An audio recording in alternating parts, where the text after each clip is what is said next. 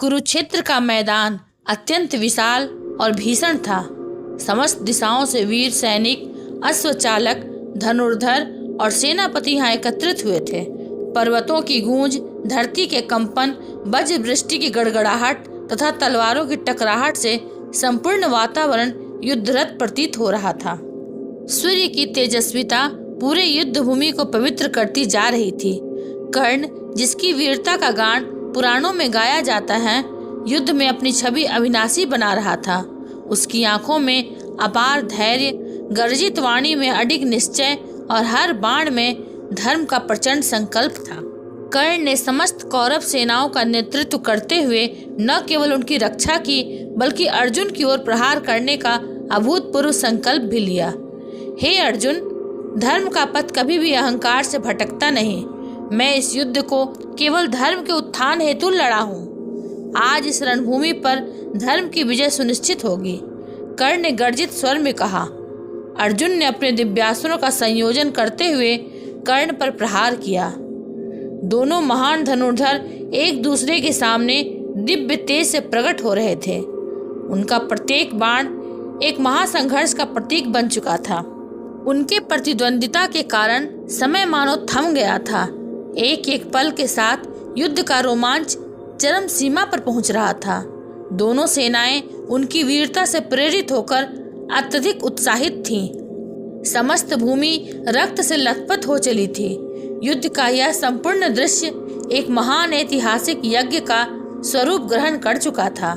प्रत्यक्ष और अप्रत्यक्ष रूप से संपूर्ण ब्रह्मांड इसकी गवाही दे रहा था। वीर योद्धाओं की आहुति, रक्त पिंडों की चमक, अश्वगति की गड़गड़ाहट, प्रत्येक तत्व युद्ध स्थल को अमर बना रहा था। अखंड संघर्ष के अनगिनत क्षण बीत चुके थे। पांडवों और कौरवों की सेनाएं चिरस्थायी प्रतिद्वंदिता में लिप्त थी, परंतु नियति का विधान अपरिवर्तनीय था। अर्जुन ने दिव्यास्त्रों की सहायता से कर्ण की रक्षा छवि को भेद दिया। कर्ण अपने रथ से गिर चुका था। उसका रथ कीचड़ में धंसा हुआ, धनुष टूटा हुआ, शरीर लहूलुहान। वह धरती पर पड़ा अपनी अंतिम सांसें गिन रहा था। धीरे से उसने आंखें बंद की और कहा, हे प्रभु, यह अंत तो निश्चित था, पर मेरे मन में एक प्रश्न है, एक पीड़ा है जो मेरी आत्मा को जला रही है, और जब तक उस प्रश्न का उत्तर न मिले मेरा प्राण निकलना भी मुझे शांति नहीं देगा। अभी आकाश से दिव्य आभा प्रकट हुई। वही तेजस्वी परशुराम जी वहां अवतरित हुए। उनकी आंखों में करुणा थी और वाणी में आशीर्वाद। कर्ण ने कांपते हाथों से उन्हें प्रणाम किया और कहा, गुरुदेव, आप क्या मुझे विदा देने पधारे हैं या मेरे अपराधों की याद दिलाने? परशुराम जी ने गंभीर स्वर में कहा, वत्स कर्ण, आज मैं तुम्हें दोष देने नहीं आया। आज मैं तुम्हारे हृदय की पीड़ा हरने आया हूँ। तुम्हारी आत्मा जिस प्रश्न से व्याकुल है, आज वही उत्तर तुम्हें मिलेगा। कर्ण रोते हुए बोला, गुरुदेव, जब अभिमन्यु का वध हुआ मैं भी वहां उपस्थित था। वह मात्र 16 वर्ष का बालक था। उसकी गर्जना आज मेरे कानों में गूंजती है। हम सबने मिलकर उसे घेर लिया। उसकी आंखों में वीरता थी, परंतु हम सबके प्रहारों से अंततः वह गिर पड़ा। गुरुदेव, उस दिन के बाद से मेरा हृदय अशांत है। क्या वह केवल युद्ध नीति का शिकार हुआ या उसके पीछे कोई गूढ़ रहस्य था? परशुराम जी ने कहा, वत्स कर्ण, अभिमन्यु केवल एक बालक नहीं था, वह चंद्रदेव का पुत्र था और अर्जुन की वीरता का प्रतिबिंब भी। उसका जन्म ही इस उद्देश्य से हुआ था कि वह धर्म युद्ध में बलिदान देकर पांडवों के हृदय में प्रतिशोध की अग्नि प्रज्वलित करे।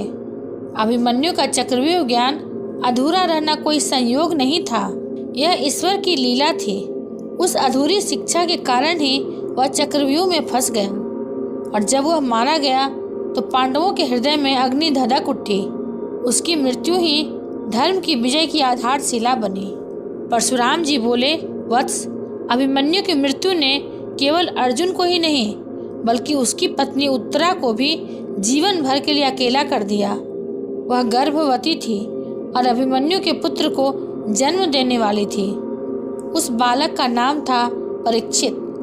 समझो कर्ण, यदि अभिमन्यु का बलिदान न होता तो परीक्षित का जन्म भी न होता, और यदि परीक्षित न होते तो आगे चलकर भागवत धर्म का प्रसार और धर्म की धारा भी न होती। इसलिए अभिमन्यु का बलिदान केवल मृत्यु नहीं था, वह भविष्य की रचना थी।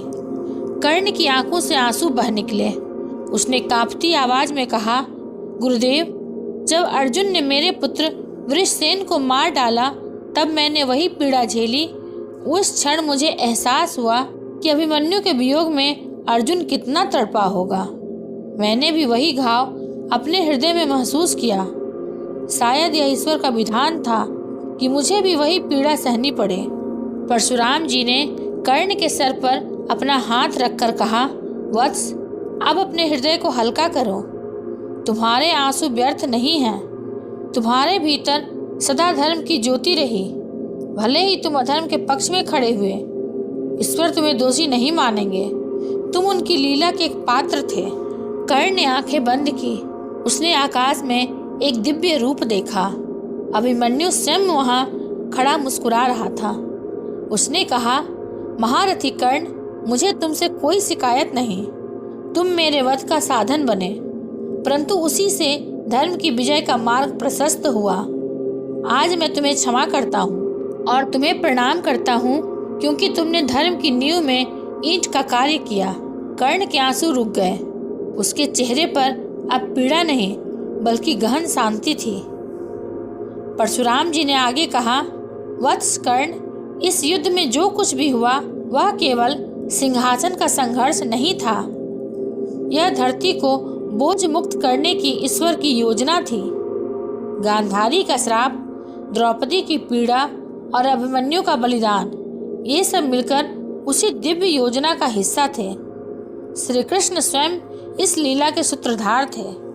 कर्ण ने गहरी सांस ली और कहा, गुरुदेव, अब मेरी आत्मा मुक्त है। अब मैं न अपराधी हूँ न पीड़ित। मैं केवल उस लीला का एक पात्र हूँ। आज मैं शांतिपूर्वक विदा ले सकता हूँ। उसने परशुराम जी के चरणों में सिर रखा और अंतिम श्वास ली। जैसे ही कर्ण का शरीर भूमि पर गिरा, संपूर्ण युद्ध भूमि एक क्षण के लिए स्थिर हो गई। कर्ण के रक्त पिंड से उत्पन्न दिव्य तेज सभी दिशाओं में फैलने लगा।